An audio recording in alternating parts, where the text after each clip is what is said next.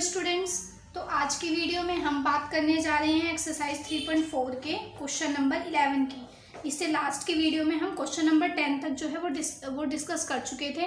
तो अगर आपने वो वीडियो नहीं देखी है तो उसका लिंक मैं आपको डिस्क्रिप्शन बॉक्स में दे दूँगी, तो आप वहाँ से देख लेना। तो देखो क्वेश्चन नंबर 11 देखते हैं आज हम। क्वेश्चन नंबर 11 में हमें गिवन है मैट्रिसेस 2 है, यहाँ 1 है, यहाँ क्या है -6, यहाँ क्या है -2। इस मैट्रिसेस को सबसे पहले क्या लेट करते हैं हम ए।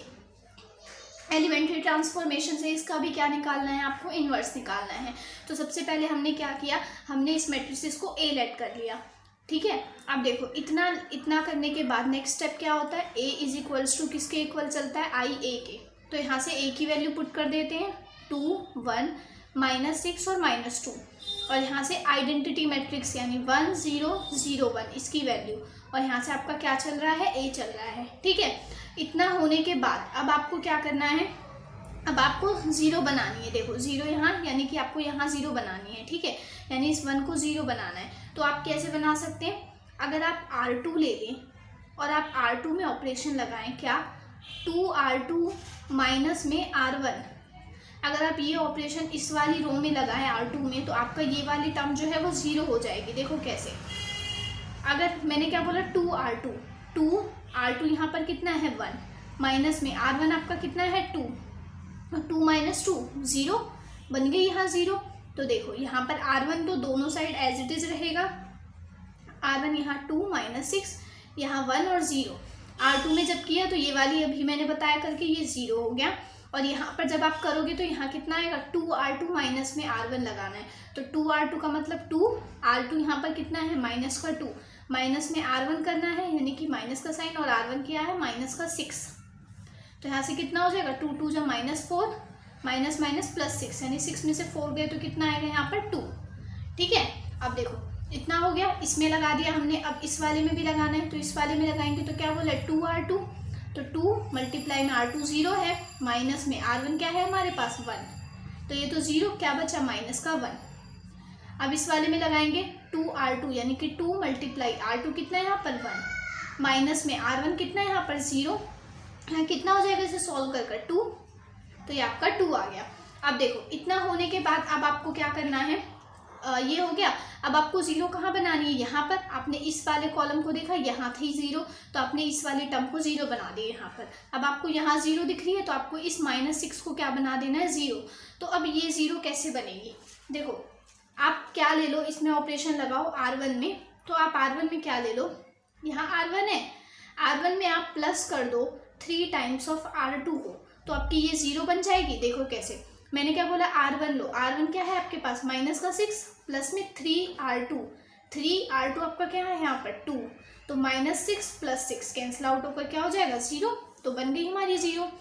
अब देखो हमने ऑपरेशन किस में लगाया, R1 में, तो दोनों साइड R2 जो है वो एज इट इज़ रहेगा, यानी ये सेकंड रो यहाँ भी एज इट इज़ और ये सेकंड रो यहाँ भी एज इट इज़। ठीक है, अब हमने R1 में लगाया, तो देखो ये वाला तो मैंने अभी बताया कि ये 0 हो गया।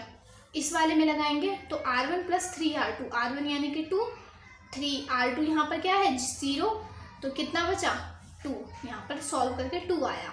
अब इस वाले में लगाएंगे R1 है, R1 यानी कि R1 क्या है यहाँ 1 प्लस में 3R2, यानी कि 3R2 कितना है आपका -1, तो 1 - 3, 3 में से 1 गए तो कितना आएगा -2, तो यहाँ कितना आ गया आपका -2।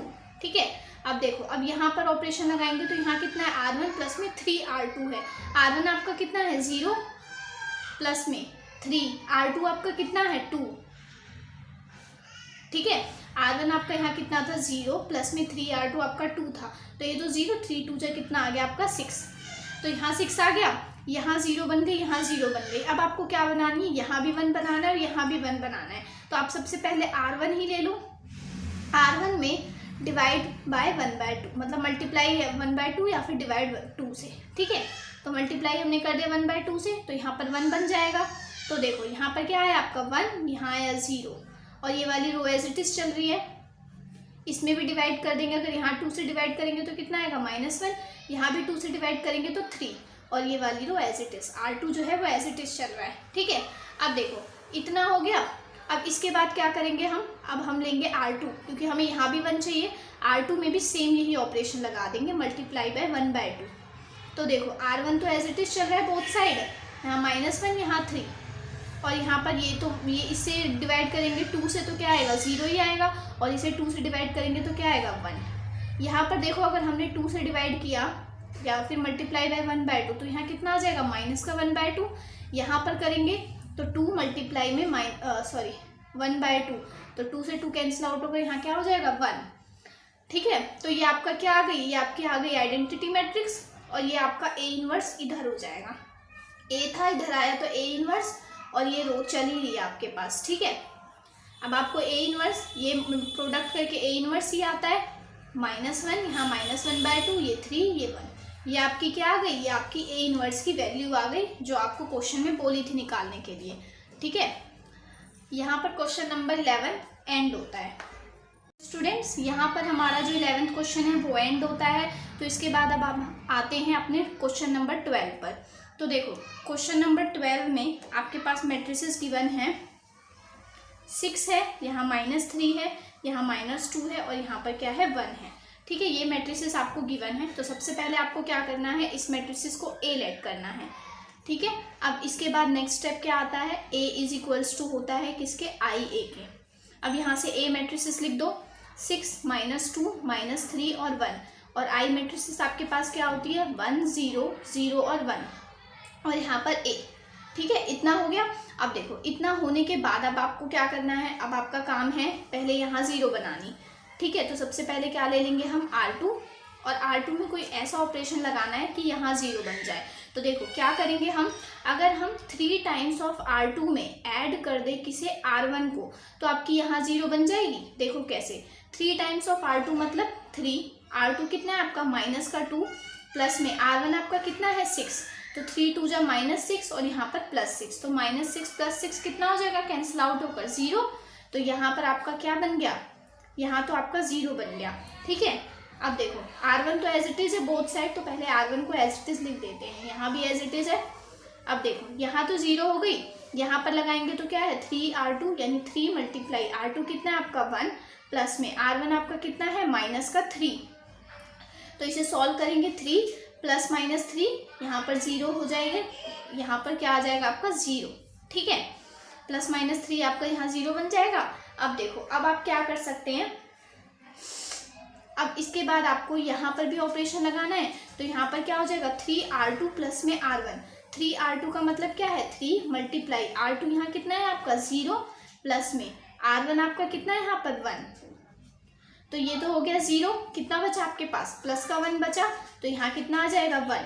और उसके बाद देखो अब इसमें ऑपरेशन लगाएंगे तो इसमें क्या होगा 3R2 प्लस में R1, 3R2 का मतलब 3R2 कितना है आपके पास 1, प्लस में R1 आपका क्या है यहाँ पर 0, तो 3 बन जा क्या चलेगा आपका यहाँ पर 3 हो जाएगा। ठीक है, अब देखो यहाँ 0 बन गई, अब आपको कहाँ 0 बनानी होती है यहाँ पर, तो अब आपको यहाँ 0 बनानी है। तो यहाँ 0 बनाने के लिए अब आप क्या करेंगे, देखो इसके बाद देखो इसके बाद अगर आप करोगे इसे सॉल्व, तो यहाँ पर अब आपको क्या चाहिए होता है, यहाँ पर अब आपको 0 चाहिए होती है। तो अब देखो इस मैट्रिसेस में यहाँ पर आप 0 कैसे बना सकते हैं, इस 3 की जगह पर आप 0 कैसे बनाएंगे, क्योंकि 0 हम हमेशा इस R2 की हेल्प से बना सकते हैं। यहाँ पर आपको 0 चाहिए ना, तो R1 कभी भी 0 कैसे बनेगा, R2 की हेल्प से बनेगा। पर R2 देखो ना यहाँ तो 0 है ठीक है, बट आपको इसे 0 बनाने के लिए इसकी हेल्प चाहिए इस R2 की, पर ये तो ऑटोमेटिकली ही 0 हो गया। तो यहाँ आप 0 पॉसिबल नहीं हो सकती, यहाँ आप 0 नहीं बना सकते, यानी कि ये जो फॉर्म है ये आपके आइडेंटिटी मैट्रिसेस इस वाली फॉर्म में चेंज नहीं हो सकती। इसलिए इस वाले क्वेश्चन में आपका जो इन्वर्स होगा, जो इसका A इन्वर्स आएगा वो डज नॉट एग्जिस्ट। इसमें जो आपका इन्वर्स होगा वो एग्जिस्ट ही नहीं करेगा, क्योंकि आपकी ये आइडेंटिटी मैट्रिसेस की फॉर्म आप नहीं बना सकते इस वाले क्वेश्चन में। इससे इन्वर्स, इसका आंसर आपका यही होगा, इन्वर्स डज नॉट एग्जिस्ट। ठीक है, तो यहाँ पर अब आपका क्वेश्चन नंबर 12 एंड होता है। अब आते हैं हम अपने क्वेश्चन नंबर 13 पर। अब देखो क्वेश्चन नंबर 13, तो क्वेश्चन नंबर 13 में क्या दे रखा है, यहाँ 2 है, यहाँ -1, यहाँ क्या है -3, यहाँ पर क्या है 2 है। तो सबसे पहले इसे क्या लेट कर लेंगे A, तो A किसके इक्वल होता है IA के। अब A की वैल्यू पुट कर देंगे 2 -1 -3 और 2। आइडेंटिटी मैट्रिक्स क्या होगी 1 0 0 और 1, और यहाँ पर क्या चल रहा है आपका A। अब सबसे पहले आपको इसे 0 बनानी है, तो इसे 0 कैसे बनाएंगे, देखो आप ऑपरेशन लगाओ, R2 ले लो। R2 में आप क्या करो, 2R2 प्लस R1 कर दो, तो आपका यहाँ 0 बनेगा। देखो कैसे, 2R2 बोला, 2 मल्टीप्लाई R2 कितना है आपका -1, प्लस में R1 क्या है आपका 2, तो यहाँ -2 यहाँ +2, ये कितना हो जाएगा आपके कैंसिल आउट होकर 0 हो जाएगा। ठीक है, तो यहाँ आपकी क्या आ गई 0। तो R1 जो है वो एज इट इज़, यानी 2 -3 ये एज इट इज़, और यहाँ पर 1 और 0 एज इट इज़। यहाँ पर देखो, यहाँ पर मैंने अभी करके बताया ये 0 आ गया। यहाँ पर क्या आएगा आपका 2R2, यानी 2 मल्टीप्लाई में R2 आपका कितना है 2, प्लस में R1 आपका कितना है -3 है। ठीक है, तो यहाँ पर कितना 2 2 जा 4 -3, 4 में से 3 गए तो कितना आएगा 1। अब देखो इसमें करेंगे 2R2 यानी 2 मल्टीप्लाई 0 प्लस में R1 यानी प्लस में 1, तो ये तो 0, कितना बचा 1। इसमें लगाएंगे तो 2R2 यानी 2 मल्टीप्लाई में R2 यानी कि 1 है, प्लस में R1 आपका कितना है 0, 2 1 जा क्या हो जाएगा 2, तो यहाँ पर आपका कितना आएगा 2। ठीक है, तो ये आपका ये आ गया।